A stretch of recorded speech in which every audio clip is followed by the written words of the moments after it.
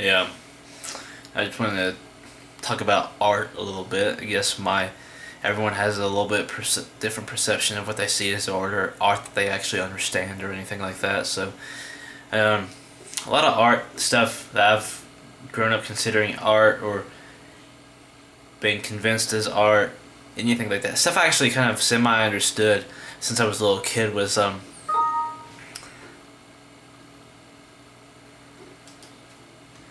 I listened to where is it? Download completely. Um, I listened. My mom listened to. She had an Alicia Keys album when I was a kid, and I listened to a lot of punk and hardcore.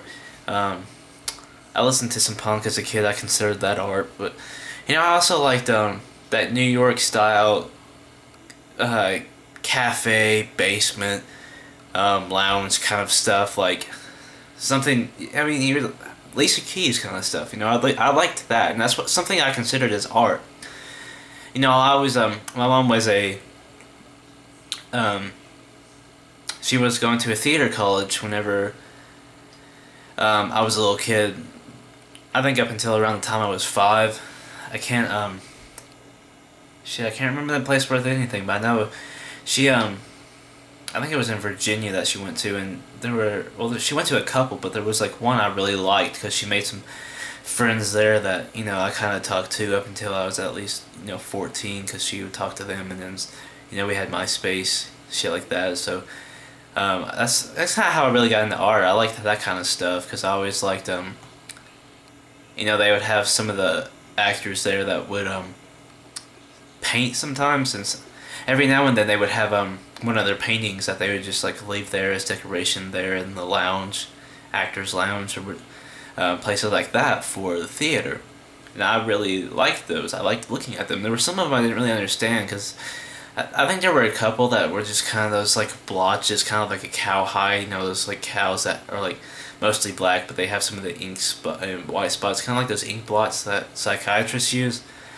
I think there were a couple that were like that, and I just never understood those. Those are probably more of the emotional, if emotion could be a picture, kind of things. But I just never really understood those because I was thinking, well, if I wanted to paint about something that, anger or something dark, I'd draw one of my little, cycloptic worm creatures that has like a horn on it and give it an angry face or something like that. That's kind of thing I'm thinking about painting. I don't know, or something different like that. Or something that had to do with music I listen to. I don't know. I never really understood those too well. And but stuff like those one thing that really kind of got me into art was more, I guess, when it comes to the I don't know. I guess something that's different is Stomp. It used to be a musical, and I guess it still is. I haven't really checked too much into it, but Stomp was something I loved because I saw that Broadway probably 2 or 3 times, and I know I saw it once for her friend Kim. It was her birthday or something. It was a birthday present to her, so we went and saw Stomp, and I think that's the last time I saw it. I was probably around between 6 and 8 when we saw that. Maybe a little older. I don't remember, but it was it's probably the one that I didn't really to me, one of the less interesting performances, but I saw them, even though they're mostly the same, but there were 2 performances of that before that as a kid that were just magic to me, and I always liked Stomp, and we bought some, they had come out with some, I guess, short film, kind of like Cats did for their play, came out with a movie version of movie copies of their play. And I think Stomp did that too, but it was just kind of on a smaller scale, and there was a few of their some of their live performances, and then 2 or 3 little skits they did on the side from the shows, here and there. Like they did one where they were playing a card game up in this booth, and they were slamming on the table. And I really liked that kind of stuff when I was a kid. And one character that was kind of introduced to me through, I think, one of someone I met through that theater college whenever I was a kid that my mom went to was I can't remember if she was I think her name was Donna, and she was just I think she was a little bit more of a painter, I can't really remember what she did. Now it's just like automatically I like spur of the moment, like it slips from me what she did, but I just remember she did some stuff that I really liked. The way she presented herself whenever she was performing or doing something else. She just really let's be honest, when I was a kid I had the hots for her. She was just one of those artist chicks that I'd probably, go out with now, I'll just be honest with you. That's she was just cool. Um, she was probably one of those chicks that whether she really liked jazz or not, she'd probably go to a little jazz gig with you, a little something like that. She's just cool. I liked her. I mean, I thought she was a cool chick, and I always like stuff like that. But oh, I remember what I was gonna say. I think one of the kind of stuff. I think it was her, somebody else, that kind of introduced me to the whole Andy Warhol thing. And Andy Warhol was a little bit, obviously, before my time. I was born in '92, so he's obviously a little bit before my time. But she kind of introduces me to him, or it was either her or somebody else, kind of looked like her, that my mom knew. That kind of introduced me to the whole Andy Warhol mentality, and I don't know. I guess he was good at like doing certain graphics with films, but I don't know. I can never really got into his work as much as like he seemed like an interesting guy, like kind of like bland a little bit, but kind of like the most bland artistic person probably. I guess that's how you say it. I just never really understood him. Like he did those soup can paintings, I guess, presses. I just never really cared for those because I was thinking, well, I don't know. That doesn't really catch my attention. If I wanted to look at a soup can, I just go to my pantry because we got about 20 of those in there that we haven't eaten yet. And he did I was trying to. There was a point, probably about.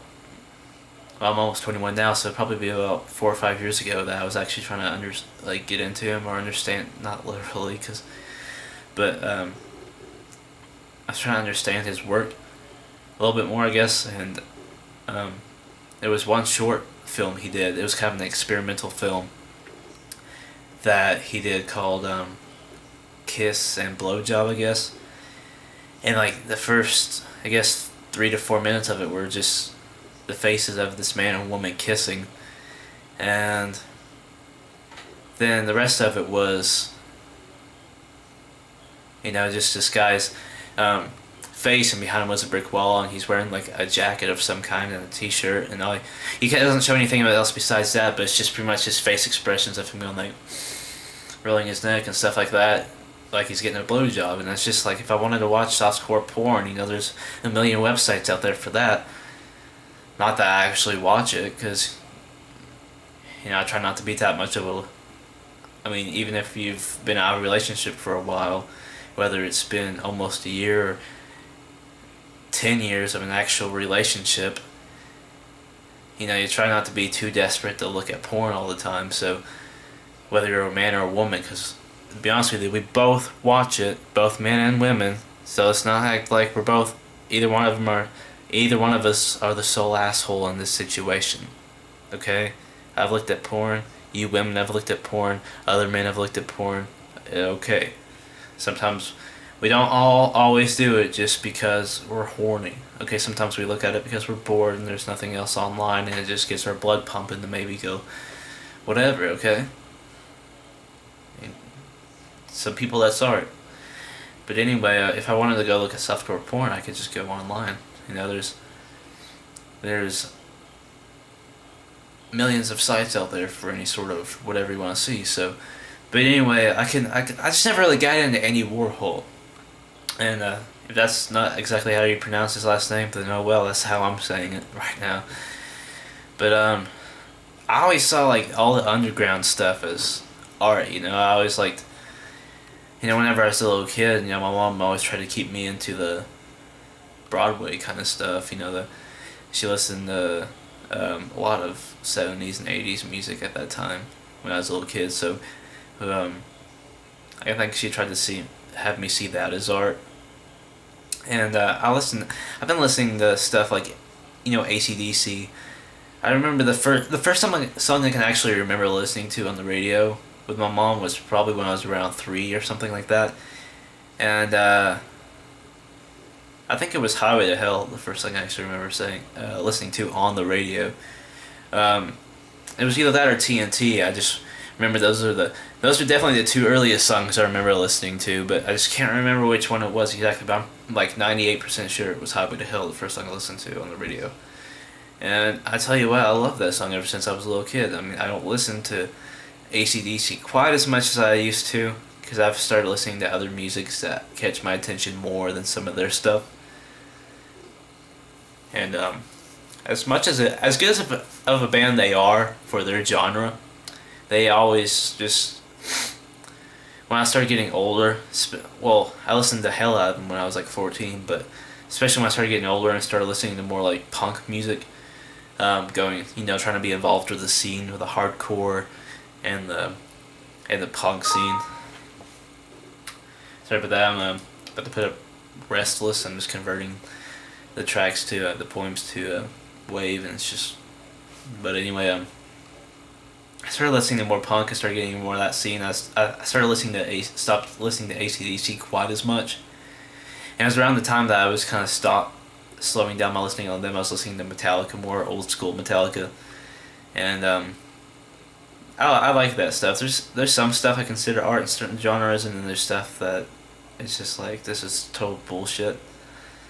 And people can say that's your perception or your point of view or opinion or whatever, but there's just facts. Sometimes there's just facts that stuff is bullshit.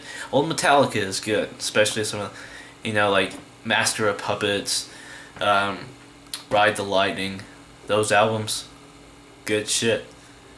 Now the stuff they made, I think it was in 2012, early 2012, they released in January, I think. That was it was just them playing distortion stuff with like Lou Reed doing poetry. I like poetry. I do poetry. Y'all know, anyone who watches anything on my YouTube knows I like poetry. I like spoken word. I like stuff like that. But that album, I listened to it because I had like an iTunes card I had bought for like it was one of those $15 things I think I'd either bought myself or got like whenever I went to go visit my mom for Christmas that year, or in 2011, because we moved, because it was in that time we spent that little time frame from like October till like late January in South Carolina, Seneca, and I was looking for stuff to buy, and I was thinking, well, I had made a post about it on Facebook. I was like, well, I have this gift iTunes card, I might check it out. And my friend Michael, he and ever since we started going to school together around the same time, in 8th grade, we pretty much listened to a lot of the same stuff. And he commented on it, he was like, it's total bullshit, dude. He's like, I like Metallica, but this is, as much as I like Metallica, especially their old stuff, this stuff's bullshit. Don't get it. And I ended up not downloading it or buying it, trust me. But he, as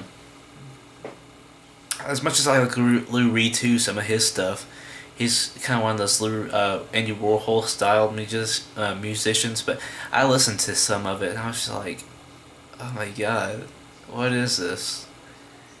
Lou Reed's album Rock and Roll Animal, which is like a 5-track, 6 if you include the intro and as a separate song. Then there's 5 tracks on there, but it's like the first one's like an intro / other song, and I like that album. But trust me, I listened to it and I was just like, I can't stand this shit. I mean, I don't mind the poetry side of it that much, but just the way they were doing the distortion. But I just don't like noise. I like not noise as in punk noise, but like just noise, like electronic, like kind of stuff that they just, like with Pink Floyd, they fit that kind of stuff in like well, but whenever you have like heavy guitar acting like wind, that shit's not gonna happen. And I don't know, you'd have to listen to it, because I wasn't too fond of it, but some of you might like it, but I can't stand that. So I don't know, but that's kind of what I've been into as art ever since I was pretty much a kid. You know, stuff you see that paintings you see that are actual paintings, not just printed, not just paintings that had like some form of a picture made of them then printed on over to something else. I mean, Picasso did some of that. I like some of Picasso's stuff, but he did some of that kind of stuff where he took paintings, made some sort of photocopy, and set it up in the machine to where it would make prints over. Which I think it ruined a little bit of the point of art, because I mean, I see maybe making a second copy of a painting that's still actually a painting, but still a little bit different. I don't know, I just don't see the point of making mass productions of the same painting. Now, if you're making like a design for a sticker, obviously you're gonna make more than one copy of them, because stickers I like because they're not hand done. You can just go on the computer for those and make a design, then pay someone. My friend Eli, he knows a guy, he can make black and white pictures, you know, about this size for stickers for 21 bucks to make 250 of them, and that's includes shipping. And I had this design, it's Icarus, cartoon of Icarus falling from the sky. Says the Earth Limitation, black and white, 21 bucks for 250. Now this is less than 250 because I put some of them on other things of my own use. Put one on Oracle's touring van because it's supposed to be servant advocate community, not just the Oracle. So I thought, well, I'll slap an Earth Limitation sticker on there, just so if people see that, they can think, oh, I'll look it up and go check out the stuff, you know. Because it's about more than just whatever sole project Eli's working on. If it's called Servant Advocate Community, it's all the projects. And I'm not as involved with it as I used to be, but if I'm going to have, I feel like a couple of them still consider Earth Limitation as part of the community, so if they want to consider it that, a sticker on the van, torn van. Yeah. But anyway, paintings that are, you know, unique, if you make a single copy of a painting, you know, just the original painting itself, it makes it that much more unique and it makes it worth more. So if like you sell it, you can sell it for more. And you know, if that person decides to sell it to somebody else, it's still worth money. They can get, I mean, it's just like, you know what I'm saying? That's art. Art. Originality. I mean, you can say that the print of the painting is original because you came up with the design, you painted the painting, and you made the copies of the painting, but it's not worth as much. I mean, if you want to make a living off of art like that, I mean, yeah, you're probably going to make multiple copies of a painting, but I don't know, just, if it's the original painting, I mean, it's like, it's more in, then somehow you end up owning it. If it's the actual painting instead of just one of the 200 same-sized copies of it that you used to print to put it over,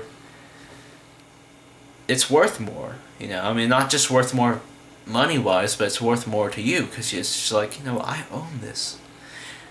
My favorite artist painted this, hand-painted this, not printed it, but hand-painted this, and I own it. I mean, if, you know, kind of art that I would see, like, you know, if somebody was listening to their favorite punk album and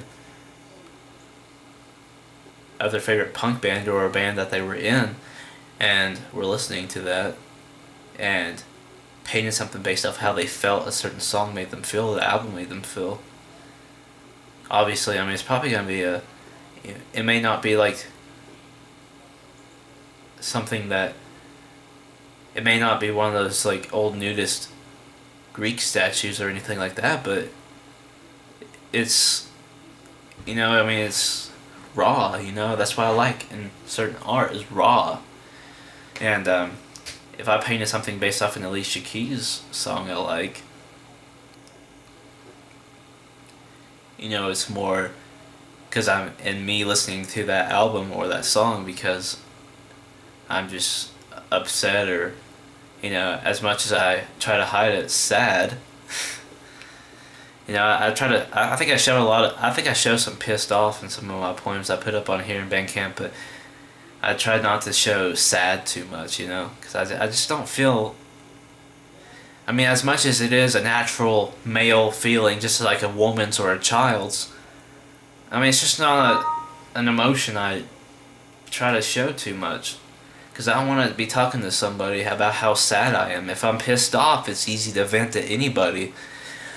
Especially one of these little vocal recorders you record poetry with, but if you're pissed off about something, you can vent to anybody. If you're happy, you can tell just about anybody. I mean, you might not sound too logical behind some of the reasons of what led you to being happy, but some people might not understand you as much or really care, but I think pissed off is the most easy emotion to vent, which is pretty much why punk came into existence in a lot of ways. Just being pissed off about a lot of things in the system, and you have a lot of people that even if they're on at the same level as you are about it, or if they don't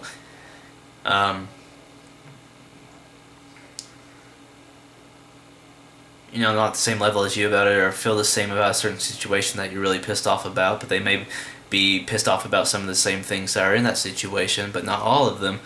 Or if even they're just kind of pissed off about something, even when you're really pissed off about something, they still feel like you can relate. So that's why it's so easy to piss off. Be pissed off, vent about being pissed off, write songs about being pissed off. That's why it's so easy to, that's why it's, or if you've gone through a really shitty situation that someone else who wrote a punk song or wrote a song for hardcore, hardcore song about, that's why it's so easy to relate to that. I mean, even if it's not exactly the kind of style of music you want to listen to about being pissed off, it's still pretty easy to relate to that. I mean, I've been listening to punk since I was a little kid, here and there, it's just, because I know I've listened to it around, some of the actors and actresses that my mom was friends with. My mom wasn't really one of the punk and metal kind of people, hardcore kind of people like that, but I know that she had friends that would sometimes listen to music that at the theater that she went to college at and would do certain plays at. And I know that sometimes whenever they listened to music on breaks or something, some of the music they were playing was punk. I was a little kid, but I can still remember some of the tension, some of that and some of the music they listened to. And that's just art to me. Art isn't always about painting something that people are always going to like. There's some art that's out there that's really nice. I've seen some really good art paintings that people have painted. I've seen Da Vinci that I've liked. I've seen movies that I've really seen as art. I've always liked street art, paintings people have painted under, things people have painted with like spray paint under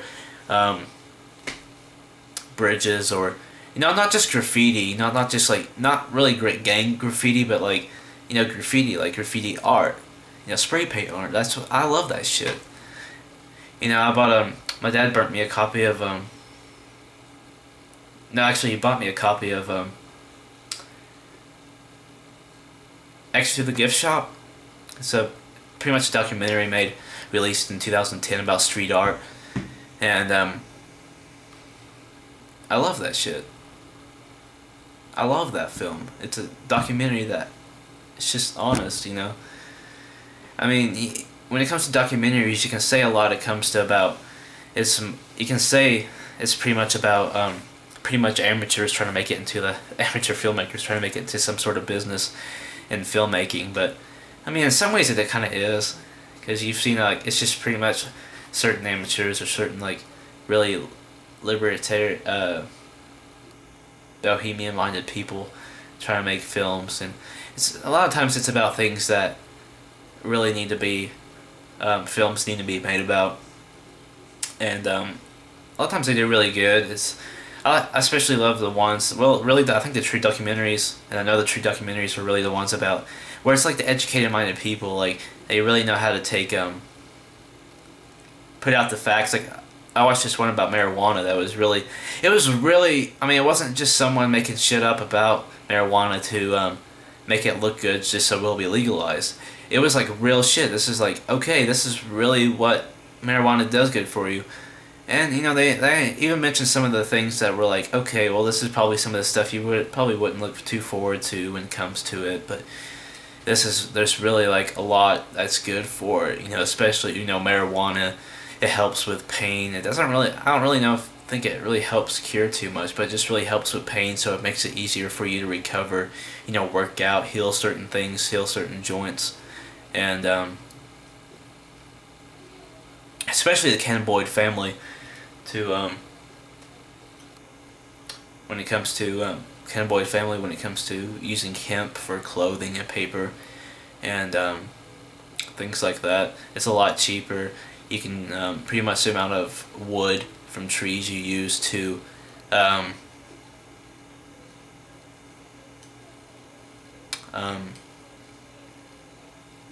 make paper, stuff like that.